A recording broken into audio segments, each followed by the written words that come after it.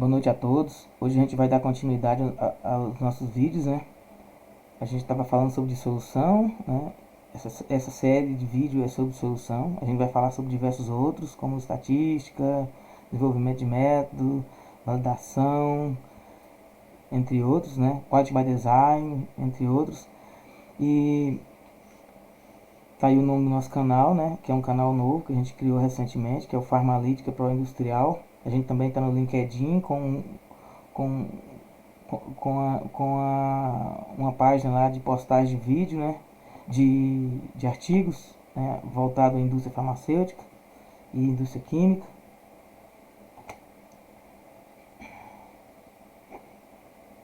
Então, a gente vai começar aqui com a definição de dissolução conforme o guia da Anvisa, certo? Esse é o guia 14 da Anvisa, que ele discute dissolução com certo foco na RDC 31. A RDC 31 na verdade, é uma RDC focada mais na equivalência farmacêutica.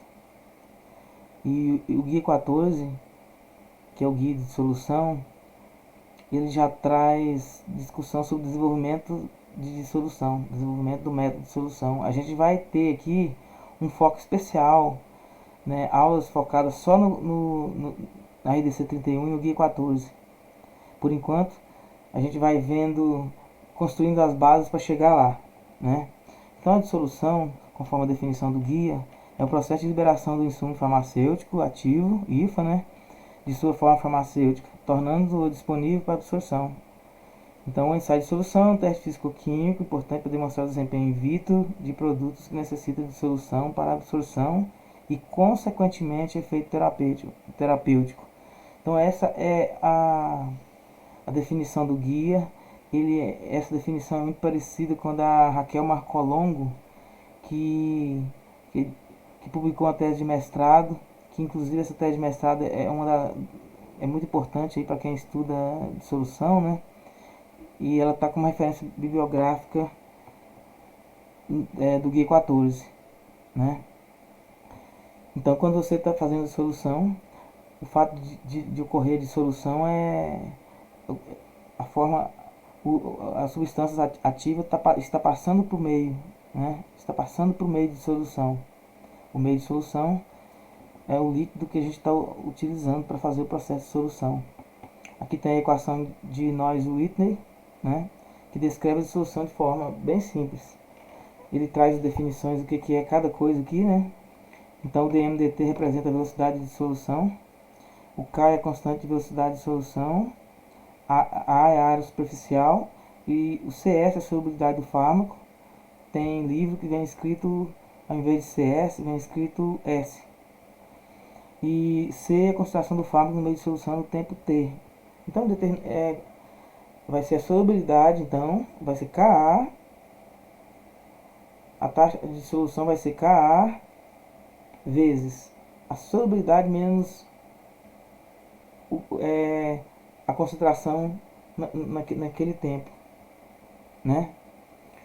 Então, como que a gente pode avaliar isso? A gente pode avaliar aqui que a gente tem aqui, por exemplo, a solubilidade é o tanto que ele pode solubilizar.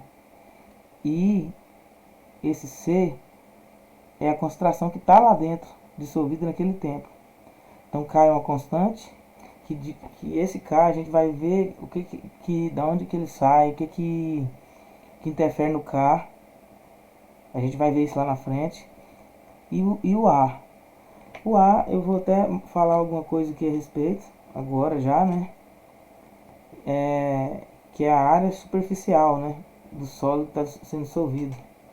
E eu vou falar sobre ele, depois a gente discute toda a equação mais na frente, mas eu resolvi falar sobre o A, porque é a questão da superfície de contato, que dependendo da classificação biofarmacêutica, que é outra coisa que a gente vai ver, tem muito impacto na dissolução.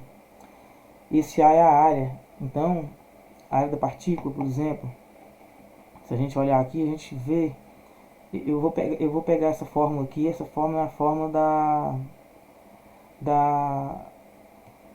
do volume de uma esfera, considerando que seja uma partícula arredondada. Então a área, eu tenho esse volume aqui, essa é a forma do volume da esfera, eu quero achar a área. Aplicando a derivada aqui, ele multiplica esse valor por esse, né? Então 3, 4, 12 dividido por 3. Então vai ficar assim, ó. E aqui em cima diminui 1. Chama-se, é o processo de derivação, né? A gente está derivando. Então fica assim. A gente tem a forma da área, que é 4πr ao quadrado. A gente jogando a fórmula da área aqui, eu peguei, por exemplo, um volume, um raio, supus um valor de unidade de volume, para cálculo aqui da unidade de volume, eu peguei um raio de 2. E aí calculei. E a gente obteve uma unidade de volume de 33,49. E calculei também a área. E depois eu dobrei o raio para ver o que acontecia quando eu dobrava o raio. E o que acontece? Você vai ter um volume, cada vez que você dobra o raio, olha só o quanto aumentou, aqui com o fato de dobrar o raio, o quanto aumentou nas unidades de volume, ó. Foi de 33,49 para 267,95. E a área, que era 50, aumentou para 200. Quase 4 vezes mais, né? E então aqui eu fiz uma avaliação. Então, o volume, quando eu dobrei a área, quando eu dobrei o raio o raio da partícula, o que aconteceu? Aumentou 8 vezes, né? E a área aumentou 4. Muito interessante isso. Então quer dizer que o tamanho de partícula tem muito impacto na área. E isso vai interferir demais na liberação. E eu faço a pergunta: por que uma substância se dissolve? Uma substância se dissolve para diminuir a energia de Gibbs por mol. A energia de Gibbs por mol chama-se potencial químico. Então, nos livros de termodinâmica, todos os livros de termodinâmica traz uma explicação do que é isso, né? E inclusive no livro do Alton também traz, né? Do Atlas, Castellan, etc. E então a substância dissolve para diminuir a energia que tem naquele agregado de moléculas, certo? É por isso que se dissolve. Então quer dizer que a energia do agregado tem interferência na solubilização, tem interferência no processo de solução. É isso mesmo. Se você diminuir a energia por mol, vai solubilizar, vai dissolver. Se você colocar um copo de sal no cantinho da piscina e deixar lá, amanhã ele espalhou em toda a piscina para diminuir a energia por mol. E se você jogasse ele numa piscina muito maior, ele ia dissolver mais, ele ia alcançar uma distância maior, solubilizando, né? E a concentração ia ficar menor para diminuir o potencial químico. Essa explicação vai, no futuro, mais na frente, a gente vai entender que quando você tem um cristal, você tem uma energia de Gibbs por mol diferente. E dependendo do polimórfico que você tem, você vai ter uma energia diferente. E isso vai ter impacto na solubilização e na dissolução. É algo assim que eu trouxe aqui dessa forma, tentei explicar de uma forma simples, é porque às vezes as pessoas podem buscar em livro de termodinâmica uma explicação mais completa, né? Então eu deixei aí a dica. Então a gente vai começar aqui agora com algumas definições, com alguns princípios, né?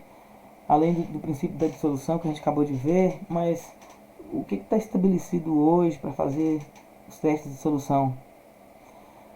Então, o teste de solução, que é um teste in vitro, né, é feito geralmente nas seguintes condições: temperatura de 37,1, 37 mais ou menos 1 para formulações orais e 32 mais ou menos 1 para dermatológicos, né? Isso é importante. O meio geralmente é pH fisiológico de 1,2 a 6,8. A gente encontra o meio aí na base de dados do FDA, por exemplo, com pH maiores. aqui no Brasil a gente precisa justificar, você pode usar, né, pH maiores com justificativo, depois a gente vai ver porquê, né. Agora, se for produto dermatológico, o pH recomendado é entre 5 e 6, né. HCl, tampão acetato 4,5 e tampão fosfato 6,8 são os mais recomendados, mas existem outros meios que serão discutidos mais adiante, que vai depender da finalidade, né. Suponhamos que você está fazendo uma pesquisa, por exemplo, às vezes você vai usar meios biorrelevantes, vai usar tipos de meios aí, para você entender melhor a liberação em vivo, a fim de prever uma bioequivalência, por exemplo, né, que é um outro caso. Os casos que a gente usa HCl 4,5 e 6,8 é principalmente nos casos de liberação de resultado do produto, por exemplo, para liberar o produto, né? E para comparação também, a comparação de perfil, né? Então a gente vai ver também o que é perfil, né? Então a gente pode usar enzimas ou tensoativos. A caso que você tem cápsula, tem dificuldade em abrir, a gente usa enzimas. A gente vai discutir isso, a gente vai discutir um capítulo sobre cápsula, né? Um capítulo da farmacopeia USP. E, né, então a gente vai usar aparatos específicos dependendo da finalidade do teste, né, e do tipo de formulação. E para problemas de abertura de cápsulas, a gente vai usar do meio pH menor ou igual a 4, a gente usa pepsina, né, com atividade menor ou igual a 7.000 unidades por litro no meio de solução. E para meio de solução com pH entre 4 e 6,8, a gente usa papaina, né, com atividade de 550 unidades por litro, 550.000 unidades por litro. Aqui em cima também é 750.000, viu? Ou bromelaína com atividade menor ou igual a 30 GDU por litro de meio de solução. Então, o que a gente vai... Como que a gente vai ter uma noção de quantas unidades que é isso aí?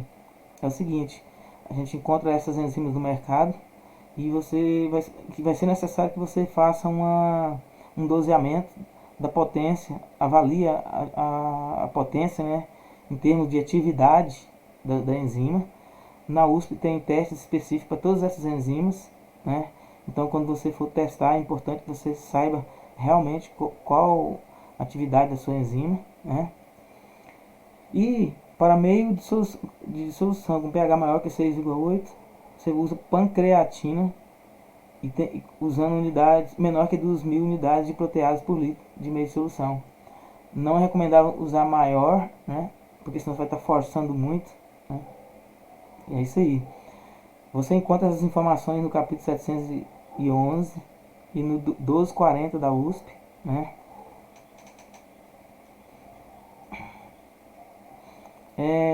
Outra coisa importante é que às vezes a gente esquece, pode não ficar atento, é a marca de lauryl que usa, pode ter impacto na nossa dissolução.